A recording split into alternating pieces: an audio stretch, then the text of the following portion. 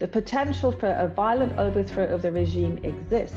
The cost of life in Russia is not as high as it is in the West. So there are tensions appearing. It's a horrible war and it should be stopped.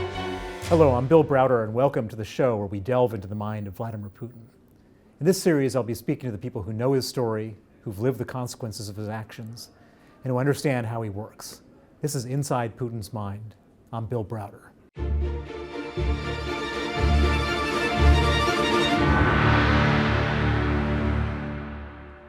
On this episode, we'll be asking how long will Putin last and whether he could possibly be brought down from inside the Kremlin. So joining me now is Samantha de Bendern, Associate Fellow of the Russian and Eurasia Program at Chatham House. Samantha, welcome to the show. Glad to be here. So everybody always asks me, is Putin going to be overthrown? Why don't the Russians rise up against him? Does he have an ironclad grip on power in Russia, or are there competing forces that might want him gone?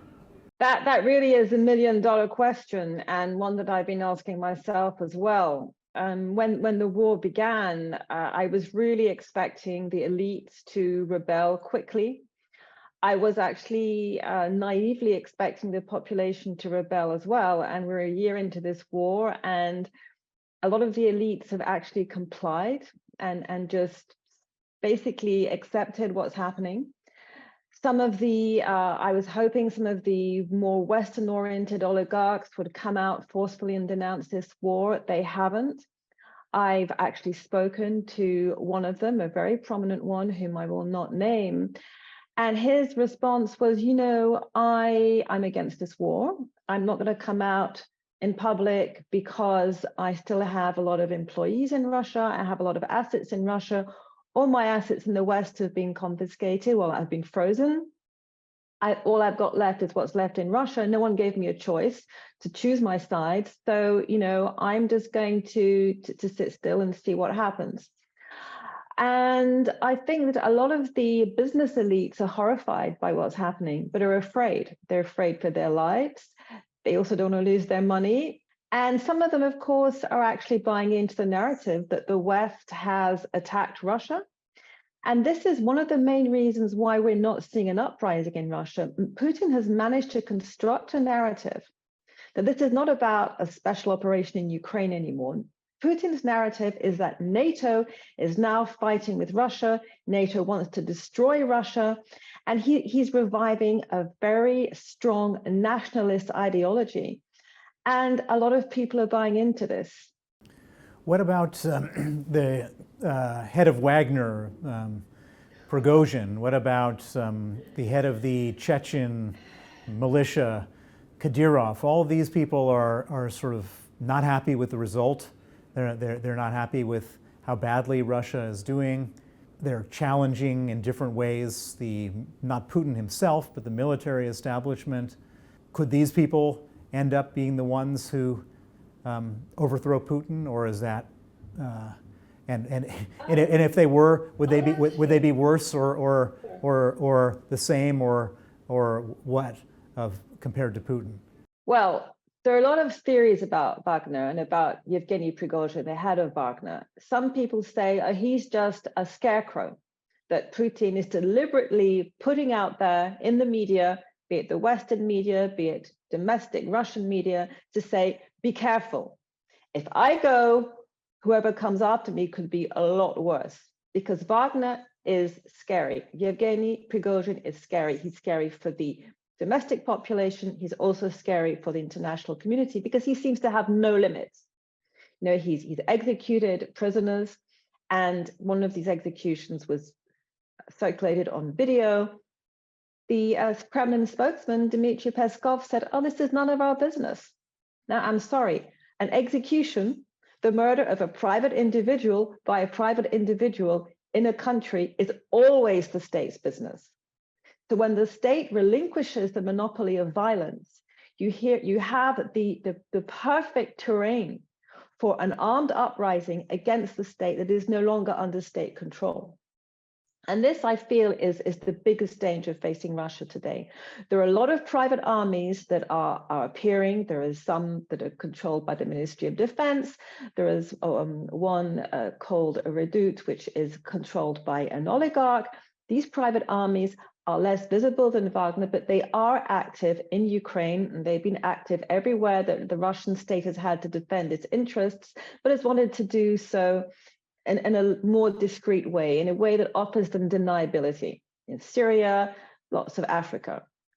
These private armies, Wagner is now complaining it doesn't have enough weapons. Yevgeny Prigozhin was recruiting in prisons. He's no longer allowed to recruit in prisons. So there are tensions appearing. And these tensions have appeared because the state has allowed non-state actors to recruit and arm men. So if the state is no longer able to control these men, then absolutely, the potential for a violent overthrow of the regime exists.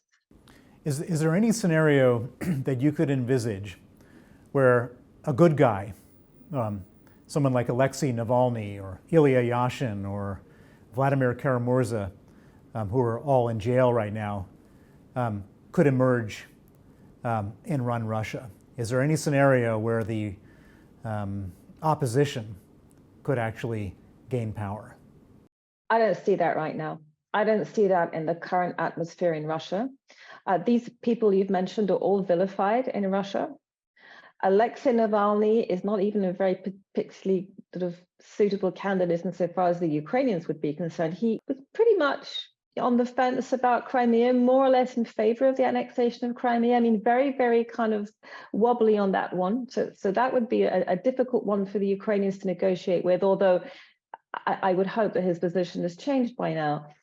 I don't see that happening right now in Russia, not in the immediate future, not in the next year or two. But first of all, these people are behind bars or completely deprived of any way of doing any kind of having any kind of political influence. No one is ever able to predict a black swan. Maybe there is somebody, I would say probably, who is already in the administration, somebody who is probably not very senior, but has a certain power base. I think that would be that the black swan is what we're looking for here, I would say. And finally, we've seen in the past, both in Russia and other countries, in Argentina and various places, that the mothers are the ones who are fearless, the ones whose sons and daughters haven't come home, who have changed the political dynamic. Russia has lost, according to the New York Times, somewhere between 100 and 200,000 soldiers. That's a lot of mothers, that's a lot of sisters, aunts, brothers. Is there not some political reaction from that group that could change the way that people think about this inside Russia? That's a great question. And again, it's one that I've been pondering a lot. For those who remember the war in Afghanistan, and the famous expression, the zinc boys, which was immortalized by the Nobel Prize winner Svetlana Alexievich. Zinc boys were the soldiers who came back in zinc coffins that had been sealed. And the Soviet Union lost around 15,000 men in Afghanistan. And the mothers of those soldiers were part of the whole democratization movement that really fragilized the communist regime. So one would assume that in a war that has lost probably 10 times as many men in 1 year as the Soviet Union lost in 10 years, that these mothers would be mobilizing. We're not really seeing that. We are seeing some mothers coming out, definitely, but we're also seeing mothers coming out and saying, why do you not arm our boys properly? Why do you not give them the proper weapons to defend themselves? There have been a few voices saying this war has to stop. This is a criminal war. But the overwhelming voices of the mothers have actually been, this is terrible, this is disastrous, don't send our boys to war. But if you do, arm them properly. And there are mothers getting together who are organizing networks to collect winter clothes, to collect weapons in some cases, to send to the men at the front. I hope that when the coffins and the body bags start coming back en masse, there will be a greater questioning of the reason behind this war. But Putin is also aware of the danger that the mothers pose. Putin first met mothers the very beginning of his presidency after the Kursk submarine sunk in August of 2000.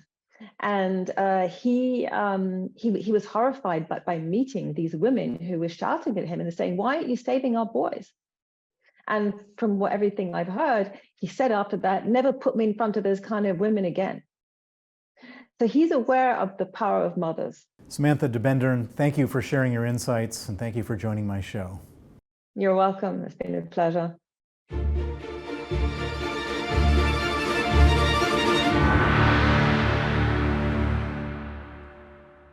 Joining me now is Andrei Soldatov, one of the leading experts on Russian affairs, on Russian espionage, and on how Putin works.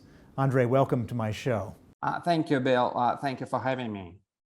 So on this show, we're discussing how is it and why is it that Putin continues to have the support of the Russian people? Why doesn't someone say enough is enough? Why doesn't some person in the Kremlin bump him off? Why doesn't an oligarch rise up?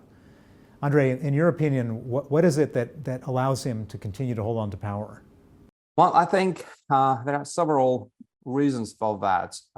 Vladimir Putin learned some lessons after 2014, after the annexation of Crimea. He understood that his security services, not only his citizens, but also his security services should be kept under control. And he started selective repressions targeting his own elites. And that is why we have now ministers and governors in jail, but also FSB officers. And well, I would say that starting in 2015, 2016, it became almost impossible for people inside of the Russian security services to think of doing something challenging or even independent. They all got a message that it's not a good time to challenge Vladimir Putin. And we all know that Vladimir Putin is also obsessed with his personal security and safety, and he has not one but two security agencies in charge of his personal safety. And finally, I think the Russian history works against an idea of a successful coup d'etat. The last time we had a successful coup d'etat by the military, and it was not really a big success, was probably the assassination of Paul I, so more than 200 years ago. There's also a lot of people who have been hurt dramatically financially, as the people we all know as the Russian oligarchs. Many of them have gone from being super rich people to having their assets frozen in the West. Everybody always asks me, these are powerful people, they have a lot of money, they have a lot of influence, they know a lot of people, yet the oligarchs have been some of the most cowardly in this whole thing. In your mind, what explains why the oligarchs have not been a political force or a force to threaten Putin? Well, I think, again, we missed some big changes which started after the annexation of Crimea. Many of the Russian oligarchs lost their contracts and money in the West because of the annexation of Crimea. Vladimir Putin was really smart at finding a way how to help them, at the same time securing their loyalty. So what he did is started providing them with military contracts. Essentially, he soaked them into the Russian military-industrial complex. I remember my conversations in Moscow in 2015, 16, and all of a sudden my contacts, people who used to talk about corruption, and disputes with the competitions and the way they need to exploit their connections inside of the FSB. All of a sudden, they started talking about military commissions. And I was like shocked because it sounded very Soviet. And they explained to me, like, now we have all these contracts.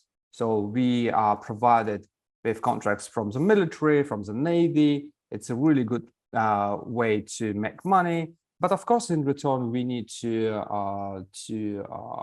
agree to some very Soviet things. For instance, well, the presence of the FSB in our companies, control, and we all understand that because most of these people, they still remember the Soviet Union. They still remember how things were done back in the Soviet Union if you worked for the military. So for several years already, Putin was, well, building this new system of control over the biggest Russian companies, providing them with military contracts. Now they are not in position to say no. Their companies are penetrated by FSB people, and they, even if they want to do something about Putin, they don't have people to trust, because for this kind of thing, you need to have people inside of the security services. And again, they don't have these people they could trust to do something challenging against Putin.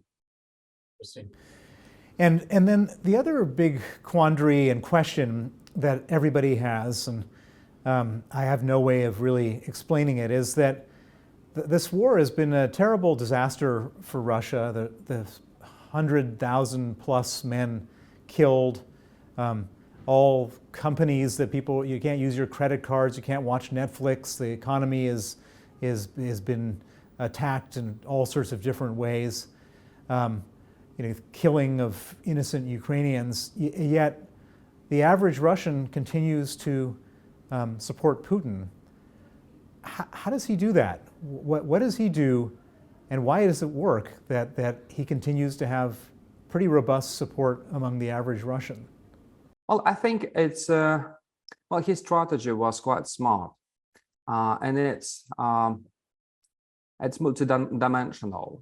So you have the Russian provinces, and there people, well, never experienced a really high level of quality of life. So when the mobilization started and they saw an opportunity to make some money out of war, sending their husbands and brothers and sons to the war, many people actually believed it was a good thing, because at least we can make some money out of it. So the Kremlin is trying to send this message to big cities that, well, don't worry, the life goes just like it was before the war.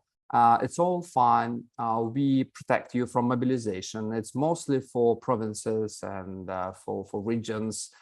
You would not be affected by the war. You still have your life. You still have your coffee shops and illuminated streets in Moscow, so it's all fine. Of course, we all understand that if, say, there would be a big disaster on the battlefield and the Kremlin would need more people, this fine balance would be gone in days. But for now, Putin seems to be finding a way to preserve his political stability. Well, it looked like he wanted to avoid this general conscription very badly, and was kind of forced into it because so many soldiers had been lost and he needed more warm bodies for the front. And I suspect that this war will carry on and he'll have to draft more people and more people will die. I mean, is there any point at which the number of dead bodies coming back changes the political mood there? I hope so. As a Russian, I hope so. And I hope that finally, well, people in my country will understand that it's a horrible war and it should be stopped. But there are several things which work against it, and a horrible Soviet legacy, which means that the cost of life in Russia is not as high as it is in the West, and people are ready to accept that some people might get killed, And if the government would provide a financial compensation, that would help.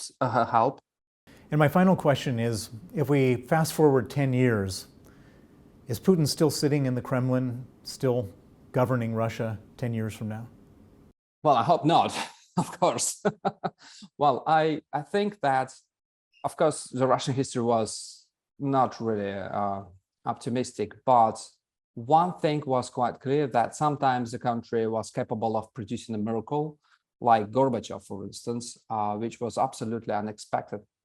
So I still hope, maybe it's a religious belief, that my country is capable of producing a miracle. So I hope that in 10 years' time, there would not be Putin, and he would be in The Hague if he would be alive. Andrei Soldatov, thank you for your very helpful insights and joining my show. Thank you very much, Bill.